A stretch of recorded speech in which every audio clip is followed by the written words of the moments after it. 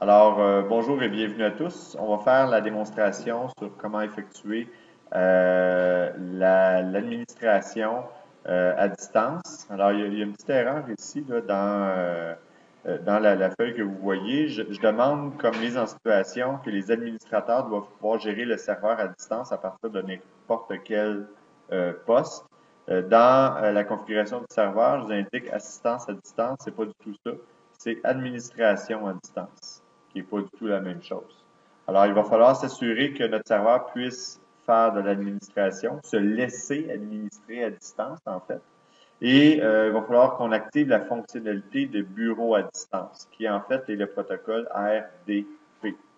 Je rappelle que toute cette démonstration-là utilise une machine virtuelle qui s'appelle Springfield.local qui est disponible dans tous vos bons clubs vidéo dans vos quartiers.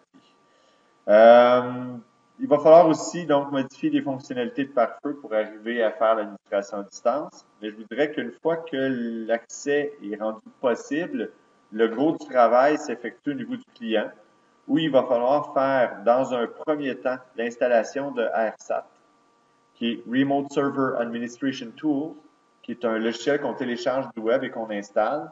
L'installation prend plusieurs minutes, donc a déjà été fait dans le cadre de cette démonstration-là. Alors, il s'agit, là, si ce n'est pas présent, les fonctionnalités que je vais vous montrer, de télécharger et d'installer RSAT. Ensuite de ça, il s'agit de le configurer. Ça, je vais vous montrer comment le faire. Puis, ensuite de ça, de créer une MMC personnalisée pour pouvoir effectuer nos gestions telles que demandées.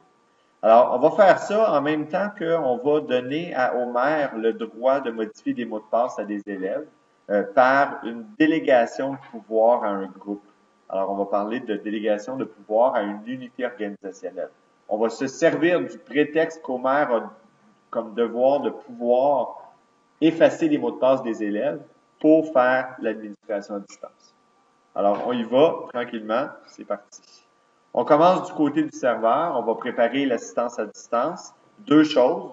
Vous allez premièrement dans le gestionnaire de serveur, au niveau des rôles, et vous allez avoir un rôle à ajouter, qui est un rôle qui va nous permettre de faire le bureau à distance. Donc, c'est le service des bureaux à distance qu'on va ajouter.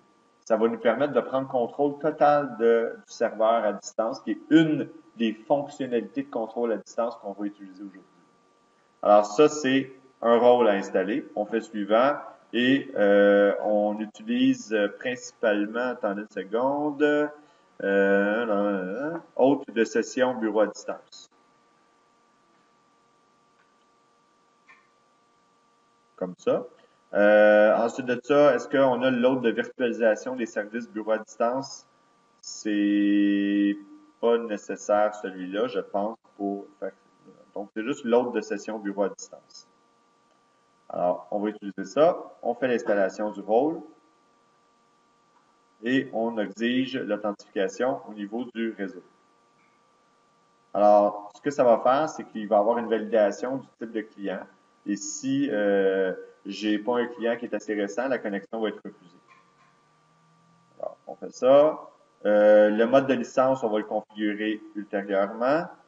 Les membres du groupe administrateur auront droit par défaut à accéder au bureau à distance sur cet ordinateur-là, ce qui est bon. Donc, le groupe administrateur, c'est les plus forts que je peux avoir. Et qu'est-ce qu'ils ont le droit de faire? Lecture audio et vidéo, redirection d'enregistrement audio, composition du bureau. On les laisse comme ça et on fait l'installation. L'installation est quand même assez courte. Donc, installation du rôle de bureau à distance. Une fois que l'installation du rôle est fait, on me demande de redémarrer le serveur, ce qu'on ne fera pas pour tout de suite. OK? On va faire d'autres démos, là, mais on ne fera pas le redémarrage tout de suite pour des raisons de temps. En studio, on est un peu pressé aujourd'hui. Deuxième chose qu'il faut faire, il faut s'assurer d'ouvrir des ports. Alors, je vais devoir aller dans mon pare-feu. Alors, mon pare-feu Windows avec fonction avancée de sécurité, je vais devoir ouvrir les ports du règle de trafic entrant. J'ai l'administration à distance ici à ouvrir comme port. Alors, je peux procéder d'une manière très simple, qui est de cliquer droit et de faire une nouvelle règle. Et j'ai une panoplie de règles prédéfinies qui sont très, très utiles à utiliser. Alors, dans les règles, je vais choisir Administration distante, qui va me permettre d'utiliser, exemple, la console utilisateur et ordinateur Active Directory, mais à distance, à partir d'un client. Alors, je choisis cette règle prédéfinie-là, je clique sur Suivant. On me dit, ben, il y a 3 règles qui dépendent de ce que vous avez choisi. Je les active les 3 et je leur fais autoriser la connexion et terminer. Alors ça, c'est une manière de procéder pour changer les règles dans le pare-feu. L'autre manière, ben, on va le voir avec le bureau à distance. Alors, il va y avoir une règle concernant le bureau à distance qui est ici. Ces 2 règles-là ont déjà été activées lors d'un exercice antérieur. On pourrait cliquer droit dessus et faire désactiver la règle ou faire, en cliquant droit, activer la règle aussi. C'est une manière très rapide d'activer ou de désactiver une règle prédéfinie déjà existante dans la liste. Alors, on a ouvert nos ports de notre pare-feu du côté de notre serveur et je vous dirais qu'en ce qui concerne le serveur, c'est pas mal tout. Il va nous rester à faire tout de suite la délégation de pouvoir à Homer. Tant qu'à être dans le serveur, on va terminer le serveur. Alors, pour la délégation de pouvoir à Homer, ce qu'on a besoin, c'est premièrement un DL. Alors, est-ce que j'ai une unité organisationnelle avec les DL? J'en ai pas encore. Je vais me faire une unité organisationnelle de DL domain local. Donc, je me fais juste une unité organisationnelle pour mettre mes groupes dedans, tout simplement. Question de m'organiser. Et je me fais un petit groupe que j'appelle DL. Là, si c'était pas le serveur, mais le domaine, donc Springfield.local, et ça va être gestion user élève. Alors, je vais faire un DL qui va avoir le droit de faire la gestion des user élèves. C'est à ce groupe-là que je vais donner la délégation de pouvoir, en fait. Et c'est un type domaine local. Jusqu'à date, rien de très sorcier. Maintenant, je m'en vais sur mes élèves qui contiennent Bart, Lisa et Milhouse.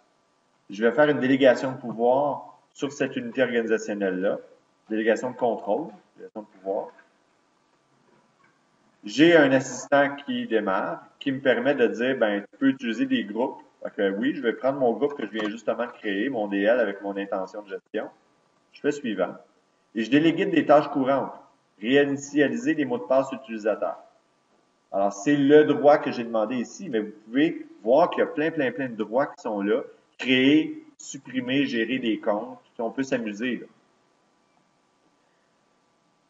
On fait suivant.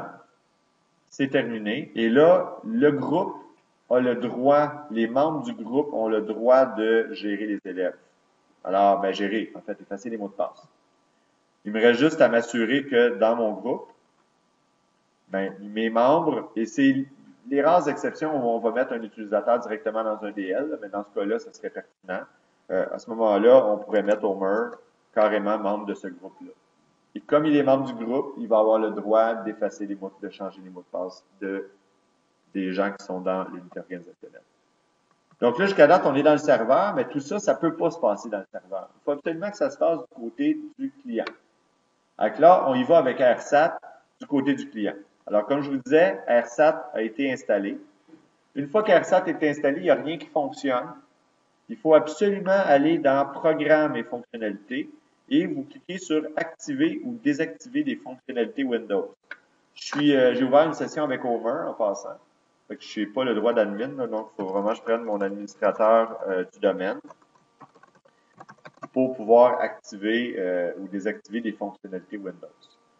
C'est quelque chose qui est un petit peu plus particulier, qui est un petit peu plus compliqué à aller configurer. On va voir ça ensemble. Une fois que vous avez les fonctionnalités Windows, vous allez chercher le AirSat en soi, qui est un petit peu plus loin. Qui est, j'ai passé tout droit. Qui est ici, outils d'administration de serveurs distants.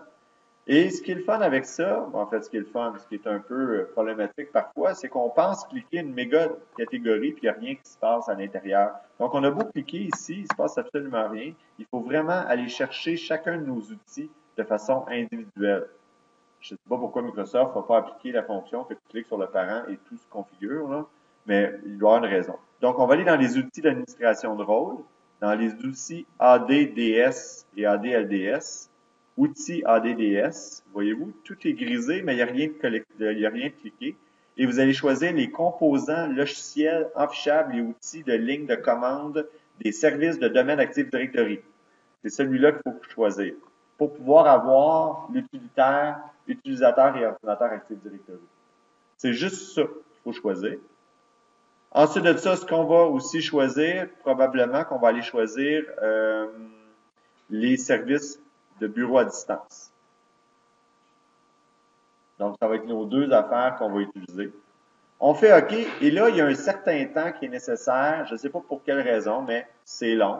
Ça prend du temps. Alors, on prend notre mal en patience, puis on attend que l'opération soit terminée. Donc, le logiciel s'est mis à jour. Maintenant, ce qu'il faut faire maintenant du côté d'Homer, c'est tout simplement de partir une MMC personnalisée avec MMC. Comme d'habitude, on fait fichier, ajouter un composant logiciel affichable. Et dans la liste, maintenant, on devrait avoir utilisateur et ordinateur Active Directory qu'on peut ajouter. Et on devrait avoir aussi le truc des bureaux à distance. Bureaux à distance, on ajoute. Et ça, je vous dirais que ces deux utilitaires, vous pouvez en configurer plusieurs autres, là. DNS, DHCP, vous pouvez toutes les mettre si vous voulez. Et ils doivent se configurer de la même manière qu'on a vu tantôt. Puis, une fois que vous avez fait ça, ben, l'utilisateur va être à même de voir, premièrement, Springfield.local, de voir les unités organisationnelles, de lire dans les élèves, il va voir les utilisateurs. Tous les utilisateurs pourraient faire ça. Mais l'utilisateur ne pourrait pas, par exemple, réinitialiser le mot de passe. En passant, ça ne marchera pas. Pourquoi? Parce que j'ai mis mon utilisateur dans un groupe après l'ouverture de session. Fait que donc, ça ne font, je pense que je peux l'essayer, mais ça ne fonctionnera pas. Alors, j'essaye avec un nouveau mot de passe, là, mais ça se pourrait bien qu'il me bloque rendu là. Sinon, c'est l'ouverture de session le problème. Ah ben là, ça a marché, tant mieux. Alors, Homer est capable de changer le mot de passe de Bart sans problème. Par contre, si Homer essaye de changer le mot de passe de Mr. Burns, alors là, on pourrait essayer de voir s'il est capable de réinitialiser le mot de passe. Il faut se poser. S'il est se poser, là, la vidéo va durer plus longtemps parce qu'il va falloir trouver pourquoi. On va loin, hein? Vous avez remarqué, c'est comme ça dans Windows. Alors, Windows ne peut pas effectuer le changement parce que j'ai un accès refusé. Alors, Homer fait partie d'un groupe et le groupe a le droit de changer les mots de passe des élèves ici. Homer, il ne peut pas supprimer l'utilisateur, là. Il n'a pas le droit. L'option est là, mais il s'est refusé. Pourquoi? Parce que la délégation de pouvoir ne le permettait pas. Donc, ça nous permet de façon très précise de donner des droits. Ensuite, l'autre affaire très intéressante, c'est au niveau des bureaux à distance. Au niveau des bureaux à distance, on va ajouter une nouvelle connexion et là, vous allez vous imaginer quelle puissance vous allez avoir au niveau de la gestion. Si vous avez 10 serveurs et que les 10 serveurs, le bureau à distance est activé, ça veut dire que vous pouvez ajouter plein de connexions, mettons serveur 1. Je mets mes connexions de bureau à distance ici et je vais pouvoir cliquer directement sur chacun de mes serveurs et contrôler le serveur à l'intérieur de cette fenêtre-là rapidement. Imaginez 10 serveurs les uns à la suite des autres et des bureaux à distance qui sont configurés automatiquement ici. Je ne croirais pas que ça fonctionne parce que j'avais besoin de redémarrer mon serveur, mais techniquement, tu vois vraiment la connexion à l'ordinateur SRV1 en cours. Et là, présentement, il essaye d'ouvrir ma session avec Homer. Ça ne fonctionnera pas, là, comme je vous ai dit, parce que je devais redémarrer mon serveur à l'installation de ce rôle-là. Mais techniquement, ça va fonctionner dès que je vais redémarrer le serveur. L'outil AirSat ne fonctionne seulement qu'avec Windows 7, oui. Et l'outil AirSat fonctionne avec Windows 7 puis Windows Vista. Alors, pour les deux, ça vous prend AirSat pour travailler. Si vous travaillez avec un client Windows XP, ça vous prend par mémoire, le Admin Pack, je pense qu'il faut vous installiez, qui vous donne à peu près les mêmes fonctionnalités. OK? Donc, c'est ça. Donc, bureau à distance, administration à distance, c'est de cette façon-là qu'on va le configurer. Et je vous dirais que c'est la méthode numéro 1 pour gérer au quotidien, au jour le jour, tous les services Active Directory dans mon serveur. On ne va jamais se geler les oreilles dans une salle de serveur avec l'air climatisé dans le fond. Merci. Bonne journée.